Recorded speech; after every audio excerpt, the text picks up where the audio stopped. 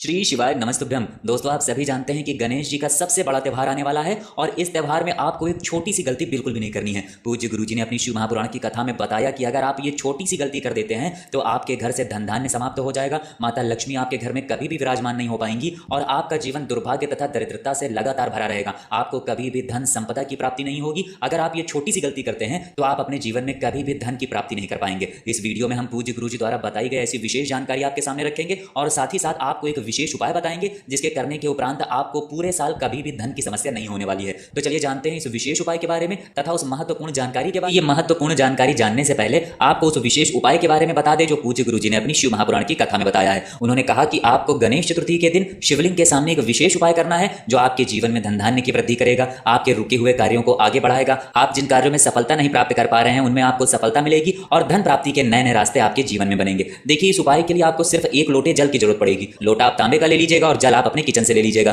फिर इसी के साथ आपको लेना है थोड़ा सा गुड़ का टुकड़ा, एक छोटा सा आप गुड़ का टुकड़ा ले सकते हैं। फिर इसी के साथ आपको ले लेना है थोड़ा सा शहद, आप आधे से भी आधा चम्मच शहद ले लीजिएगा। और सबसे आखिर में आपको लेना है 2 चावल के दाने। दोनों चावल के दाने कहीं से भी टूटे हुए नहीं होने चाहिए, खंडित नहीं होने चाहिए, चावल के दाने पूर्ण होने चाहिए। अब ये सारी सामग्री लेकर आपको पहुंच जाना है शिवालय। पूज्य गुरुजी के अनुसार गणेश चतुर्थी मंगलवार के दिन पड़ रही है, इसलिए आपको मंगलवार के दिन लाल सामग्री से शिवलिंग में ये विशेष उपाय जरूर करना चाहिए। जब भी हम मंगलवार के दिन लाल सामग्री से महादेव का श्रृंगार करते हैं या महादेव के सामने कोई उपाय करते हैं तो इससे हमारे जीवन में सुख समृद्धि और वैभव की प्राप्ति होती है। देखिए, अब शिवालय पहुंचकर सबसे पहले आप एक काम करेंगे। आप जो एक गुड़ का टुकड़ा लेकर आए हैं उस गुड़ के टुकड़े को इस एक लोटे जल में डाल देंगे और श्री शिवाय नमस्तुभ्यम मंत्र का स्मरण कर लेंगे। फिर इसके बाद आप जो शहद लेकर आए हैं उस शहद को आप अपने दाहिने हाथ यानी राइट हैंड की अनामिका उंगली में लगा लीजिए और इस उंगली से आपको शिवलिंग में जो माता अशोक सुंदरी का स्थान होता है उस स्थान पर अच्छे से लेपन करना है। सामने आपको वीडियो में समझाने का प्रयास किया जा रहा है। जिस तरह से ये लेपन दिखाया जा रहा है आपको, इसी तरह से आपको अपनी अनामिका उंगली से शिवलिंग के इस स्थान पर यानी माता अशोक सुंदरी वाले स्थान पर लेपन करते जाना है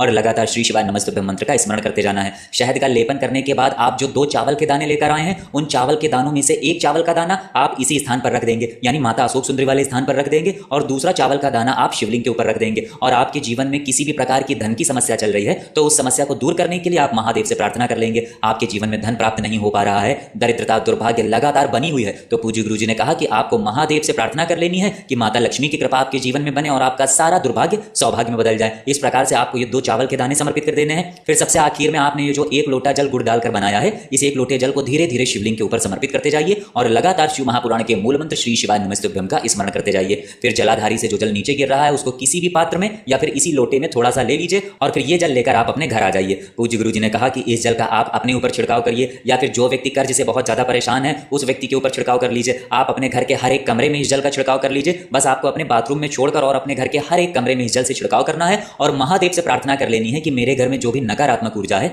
जिसकी वजह से धन की प्राप्ति नहीं हो पा रही है, कर्जा लगातार बढ़ता जा रहा है, रुपए पैसों में लगातार हानि हो रही है, कहीं रोग में, कहीं बीमारी में या कहीं अन्य किन्हीं कामों में पैसों का लगातार खर्चा हो रहा है और धन प्राप्ति के रास्ते नहीं बन पा रहे हैं, तो महादेव से प्रार्थना करते हुए ये जल आप अपने पूरे घर में छिड़क लेंगे। पूज्य गुरुजी कहते हैं कि इस उपाय को आप चाहें तो सुबह कर लें या फिर शाम को कर लें। पूरे दिन में किसी भी समय आप इस उपाय को कर सकते हैं और महादेव के सामने अगर पूरे भाव से आप ये उपाय करते हैं तो हम आपको यकीन दिलाते हैं कि गणेश चतुर्थी के दिन किया गया ये उपाय आपके जीवन से धन धान्य की समस्या को हमेशा के लिए समाप्त कर देगा। तो दोस्तों, आपको ये उपाय इस गणेश चतुर्थी के दिन जरूर करना चाहिए। अब इसके बाद बात करते हैं कि आपको इस गणेश चतुर्थी के दिन ऐसा क्या नहीं करना है जिसकी वजह से आपका पूरा धन समाप्त हो सकता है। देखिए, गुरुजी ने बताया कि गणेश चतुर्थी के दिन जब भी हम गणेश जी की स्थापना करते हैं तो उनके अगल बगल रिद्धि सिद्धि की भी स्थापना करते हैं। कुछ मिट्टी का बनाकर या किसी भी अन्य तरीके से गणेश जी के अगल बगल हम कुछ रख देते हैं और उनको रिद्धि सिद्धि स्वरूप समझकर उनकी पूजा प्रार्थना करते हैं। फिर जब गणेश विसर्जन का समय होता है तो हम लोग श्री गणेश जी के साथ साथ रिद्धि सिद्धि का भी विसर्जन करते हैं। तो पूज्य गुरुजी कहते हैं कि अगर आप ये गलती करते हैं तो आपके घर से रिद्धि सिद्धि हमेशा के लिए चली जाएंगी और आपके जीवन में दुर्भाग्य आना प्रारंभ हो जाएगा।